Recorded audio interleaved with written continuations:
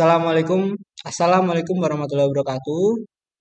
Izin Pak, sebelum kami mempresentasikan materi kami yaitu kebijakan nasional perparkiran, izin kami untuk memperkenalkan diri.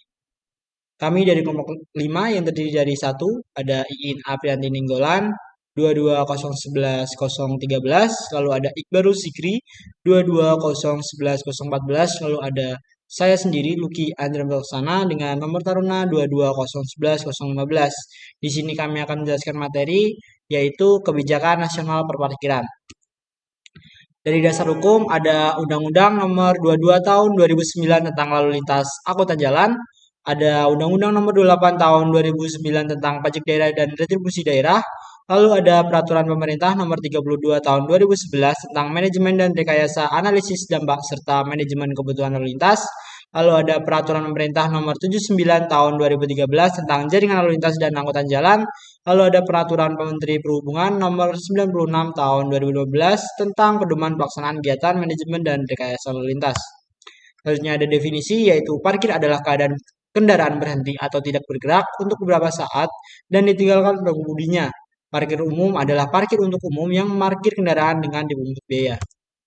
Selanjutnya ada fasilitas parkir yang terletak di Undang-Undang Nomor 22 Tahun 2009 Pasal 43. Penyediaan fasilitas parkir untuk umum hanya dapat diselenggarakan di ruang milik jalan sesuai dengan izin yang diberikan. Penyelenggaraan fasilitas parkir di ruang milik jalan dapat dilakukan oleh perseorangan atau badan hukum Indonesia berupa A. Usaha khusus parkiran atau penunjang usaha pokok. Lalu ada fasilitas parkir di dalam ruang milik jalan hanya dapat diselenggarakan di tempat tertentu pada jalan kabupaten, jalan desa, atau jalan kota yang harus dinyatakan dengan rambu lalu lintas dan atau marka jalan. Ketentuan lebih lanjut mengenai pengguna jasa fasilitas parkir, persyaratan dan tata cara penyelenggaraan fasilitas dan parkir diatur dengan peraturan pemerintah. Lalu ada penetapan lokasi parkir dan pembangunan fasilitas parkir yang dimana memperhatikan rencana umum tata ruang, analisis dampak lalu lintas, dan juga kemudahan bagi pengguna jasa. Selanjutnya ada Undang-Undang Nomor 28 Tahun 2009 tentang Pajak Daerah dan Retribusi Daerah, yang dimana ini terdiri dari jenis pajak kabupaten atau kota yang terdiri dari pajak parkir, ada objek pajak parkir, lalu ada dasar pengenaan merupakan dasar pengenaan, ada jumlah pembayaran kepada penyelenggara yang dimana paling tinggi sebesar 30%, yang sebelumnya 20%, lalu juga ada pajak parkir yang terutang dipungut di wilayah daerah parkir berlokasi. Lalu selanjutnya ada penetapan tarif parkir yaitu berdasarkan Undang-Undang 28 Tahun 2009 tentang pajak daerah dan retribusi daerah. Di sini dapat terlihat bahwa banyak sekali isi-isinya yang dimana terdiri dari pasal 109, ada juga yang kedua terdiri dari pasal 115, lalu objek retribusi jasa usaha ada di pasal 126, lalu ada objek retribusi tempat khusus parkir di pasal 132 ayat 1 dan juga ada di 102 pasal 127 huruf E. Lalu selanjutnya ada pengaturan parkir yang dimana ini terletak di PP nomor 79 tahun 2013 yang terdiri dari parkir di ruang milik jalan, parkir di luar ruang milik jalan, lalu ada fasilitas parkir bagi orang cacat, manusia lanjut, lalu anak-anak, lalu juga wanita hamil dan orang sakit, lalu ada audit penyelenggaraan fasilitas parkir yang dimana hal ini akan dijelaskan oleh rekan saya yang bernama Iqbarul Sikri dengan nomor taruna 22011014. Izin Pak, saya Iqbal Zikri. Saya akan melanjutkan presentasi dari rekan saya, Luki. Kebijakan perparkiran, konsep penyediaan dan perbatasan parkir. Berdasarkan Undang-Undang Nomor 22 Tahun 2009 tentang Lalu Lintas dan Angkutan Jalan, parkir hanya boleh di jalan kabupaten atau kota dan jalan desa. Mengapa? Karena bertujuan agar parkir tidak menjadi penghambat di jalan nasional dan jalan provinsi yang didesain dengan level of service yang tinggi. Pembatasan parkir dengan berbagai instrumen harus diimbangi dengan penyediaan sistem angkutan umum, fasilitas untuk kendaraan tidak bermotor, dan pejalan kaki yang baik. Parkir di luar ruang milik jalan. Fasilitas parkir untuk umum di luar ruang milik jalan dapat berupa taman parkir dan atau gedung parkir. Contohnya sepeda, kendaraan bermotor. Penetapan lokasi fasilitas parkir. Yang pertama, rencana umum tata ruang. Kedua, analisis dampak lalu lintas. Ketiga, kemudahan bagi pengguna jasa. Dan yang terakhir, kelestarian fungsi lingkungan hidup. Kewenangan penetapan lokasi fasilitas parkir. Gubernur untuk lokasi parkir yang berada di wilayah provinsi daerah khusus Ibu Kota Jakarta. Bupati untuk lokasi parkir yang berada di wilayah administrasi kabupaten. Dan wali kota untuk lokasi parkir yang berada di wilayah administrasi kota. Mekanisme perizinan. Gubernur untuk fasilitas parkir yang berada di wilayah provinsi daerah khusus Ibu Kota Jakarta. Bupati untuk fasilitas parkir yang berada di wilayah administrasi kabupaten dan wali kota untuk fasilitas parkir yang berada di wilayah administrasi kota. Kewajiban penyelenggara fasilitas parkir menyediakan tempat parkir sesuai dengan standar teknis yang ditentukan. Kemudian melengkapi fasilitas parkir paling sedikit berupa rambu, marka, dan media informasi tarif, waktu, ketersediaan ruang parkir, dan informasi fasilitas parkir khusus. Kemudian memastikan kendaraan keluar masuk satuan ruang parkir dengan aman, selamat, dan memprioritaskan kelancaran lalu lintas. Selanjutnya, menjaga keamanan kendaraan yang diparkir.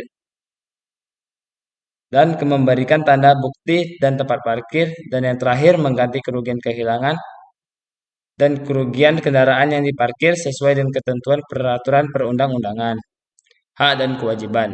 Penyelenggaraan fasilitas parkir khusus untuk pengemudi wanita harus tidak menambah biaya parkir karena tidak ada tambahan biaya operasional parkir dengan persyaratan teknis sebagai berikut. Yang pertama, terletak paling dekat dengan pintu keluar atau masuk gedung. Kedua, disediakan petugas untuk menjaga keamanan dan agar hanya pengemudi wanita yang menggunakannya. Dan yang terakhir, diberi tanda yang jelas berupa lantai yang dicat warna pink dan atau gambar simbol wanita. Penyelenggaraan fasilitas parkir di luar ruang milik jalan. Persyaratan teknis meliputi: pertama, kebutuhan ruang parkir; kedua, persyaratan satuan ruang parkir; ketiga, komposisi peruntukan; keempat, alinyemen; kelima, kemiringan; keenam, ketersediaan fasilitas pejalan kaki; ketujuh, alat penerangan; delapan, sirkulasi kendaraan; kesembilan, fasilitas pengamanan; dan kesepuluh, fasilitas keselamatan. Selain persyaratan teknis sebagaimana dimaksud pada ayat 2, gedung yang menyediakan fasilitas parkir harus memenuhi persyaratan teknis sebagai berikut. Yang pertama, konstruksi bangunan. Kedua, dinding pengaman. Ketiga, ramp up dan ramp down. Keempat, sirkulasi udara. Dan yang terakhir, kelima, radius putar. Dalam pembangunan fasilitas parkir, penyelenggara fasilitas parkir harus mendapatkan rekomendasi atas pemenuhan persyaratan standar teknis. Rekomendasi diberikan oleh: 1. Menteri untuk gedung parkir yang berada di jalan nasional. Kedua, Gubernur untuk gedung parkir yang berada di jalan provinsi. Dan ketiga, Bupati atau Wali Kota untuk gedung parkir yang berada di jalan kabupaten atau kota. Tarif parkir. Formula perhitungan tarif dihitung berdasarkan: pertama, penggunaan fasilitas parkir per jam atau per hari, perjanjian penggunaan dalam jangka waktu tertentu, biaya operasional, dan asuransi. Dan dilakukan oleh Menteri. Peraturan daerah provinsi daerah khusus Ibu Kota Jakarta untuk lokasi parkir di daerah khusus Ibu Kota Jakarta dan peraturan daerah kabupaten atau kota lokasi parkir di wilayah kabupaten atau kota.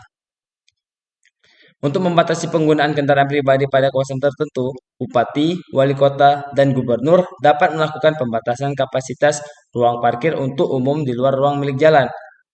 Pembatasan kapasitas ruang parkir untuk umum di luar ruang milik jalan dapat dilakukan dengan pemberlakuan tarif parkir yang lebih tinggi. Dana yang diperoleh dari pemberlakuan tarif parkir dipergunakan untuk peningkatan pelayanan sistem lalu lintas dan angkutan jalan. Fasilitas informasi. Penyelenggara parkir harus memberikan informasi secara jelas mengenai ketersediaan ruang parkir dan biaya yang harus dibayar oleh pengguna parkir. Papan informasi tarif parkir harus menginformasikan: yang pertama, tarif parkir 1 jam pertama dan tarif parkir setiap jam berikutnya. Sedangkan papan informasi ketersediaan ruang parkir harus menginformasikan setidaknya jumlah ruang parkir yang tersedia. Papan informasi dapat menggunakan sistem informasi otomatis dan manual. Contohnya bisa kita lihat dari gambar di bawah ini. Nah, selanjutnya presentasi akan disambung oleh rekan saya, Iin Aprilianti Nainggolan. Terima kasih. Baik, saya Iina Priyanti Nenggolan akan melanjutkan dari Iqbarul Zikri. Parkir di dalam ruang milik jalan. Di sini tersedia bahwa fasilitas parkir dalam ruang milik jalan hanya dapat diselenggarakan di tempat tertentu pada jalan kabupaten, desa maupun kota. Lalu fasilitas yang ada di dalam parkir ruang milik jalan itu yaitu paling sedikit memiliki 2 jalur per arah, lalu menjamin keselamatan dan kelancaran, mudah dijangkau oleh pengguna jasa, kelestarian fungsi lingkungan hidup, dan tidak memanfaatkan fasilitas pejalan kaki. Lalu di sini juga ada larangan dalam parkir ruang milik jalan, yaitu tempat penyeberangan pejalan kaki, penyeberang sepeda yang telah ditentukan tidak boleh digunakan, lalu jalur khusus pejalan kaki, lalu jalur khusus sepeda, tikungan, jembatan, terowongan, lalu tempat yang mendekati perlintasan bidang, tempat yang mendekati persimpangan atau kaki persimpangan, muka pintu keluar masuk, lalu tempat yang menutupi rambu lalu lintas, lalu berdekatan dengan keran pemadam kebakaran, dan ruas tingkat tinggi yang dilarang untuk parkir dalam ruang milik jalan. Lanjut, lokasi yang tersedia pada fasilitas ini ada berupa gubernur yang digunakan untuk wilayah provinsi daerah khusus ibu kota Jakarta, lalu bupati untuk jalan kabupaten maupun desa, lalu wali kota untuk jalan di kota. Penyediaan parkir ini biasanya dipungut tarif, tetapi sesuai dengan ketentuan peraturan perundang-undangannya. Di sini juga tersedia bahwa gambarnya bagaimana perambuan pada ruang milik jalan yang digunakan untuk larangan-larangannya maupun larangan parkir ataupun tentang informasi waktu dan jaraknya. Lalu dilanjut bagaimana kewajiban kita sebagai penyelenggara parkirnya itu yang pertama, menyediakan tempat parkir sesuai standarnya. Lalu kedua, melengkapi fasilitasnya itu berupa rambu, marka, informasi tarif atau waktu. Yang ketiga itu, memastikan kendaraan keluar masuk satuan ruangan parkir yang aman dan selamat dengan memprioritaskan kelancaran lalu lintas. Yang keempat itu, menjaga keamanan kendaraan yang diparkir. Lalu kelima itu, mengganti kerugian kehilangan ataupun kerusakan kendaraan sesuai peraturan perundang-undangannya. Di sini adapun kewajiban pengguna parkir itu ada dua, yaitu mematuhi ketentuan tentang cara parkir ataupun lalu lintas. Lalu yang kedua, mematuhi tata tertib yang dikeluarkan oleh penyelenggara parkir tersebut. Di sini penyelenggara parkir itu bekerja sama dengan pihak ketiga sesuai ketentuan peraturan perundang-undangannya. Di sini parkir juga ada khusus untuk penyandang cacat ataupun lanjut usia maupun wanita hamil. Di sini pada pertama pada area fasilitas parkir untuk umum wajib disediakan tempat parkir khusus untuk penyandang cacat. Yang kedua itu parkir khusus itu sekurang-kurangnya memenuhi syarat sebagai berikut. Pertama, terletak pada lintasan menuju bangunan yang dituju. Yang kedua, mempunyai ruangan yang cukup untuk pengguna berkursi roda agar memudahkan masuk ataupun keluar kendaraannya. Yang ketiga, ditandai dengan simbol tanda parkir penyandang cacat. Dan yang keempat itu disediakan trotoar untuk kedua sisi kendaraan. Yang ketiga itu ada selain fasilitas disediakan untuk penyandang orang lanjut usia, di situ juga ada untuk anak-anak, orang sakit, wanita hamil yang memudahkan untuk sarana ataupun prasarananya. Lanjut, auditnya penyelenggara fasilitas parkir ini termasuk dalam rangka keamanan, keselamatan, ketertiban, dan kelancaran penyelenggara parkir yang dilaksanakan audit penyelenggara fasilitas parkir tersebut. Lalu norma standar kriteria dan prosedurnya itu diselenggarakan oleh fasilitas parkir oleh menteri yang membidangi sarana dan prasarananya. Lalu audit penyelenggaranya itu termasuk atas wali kota, bupati, dan gubernur. Audit penyelenggara itu dilaksanakan secara bertahap sekurang-kurangnya setahun sekali. Di sini juga disediakan gambar bagaimana marka-marka parkir untuk tempat parkir sejajar, penderita cacat, larangan parkir, ataupun membentuk sudut. Sekian dari penjelasan kelompok kami. Apabila ada salah kata, kami mohon maaf. Sekian, terima kasih.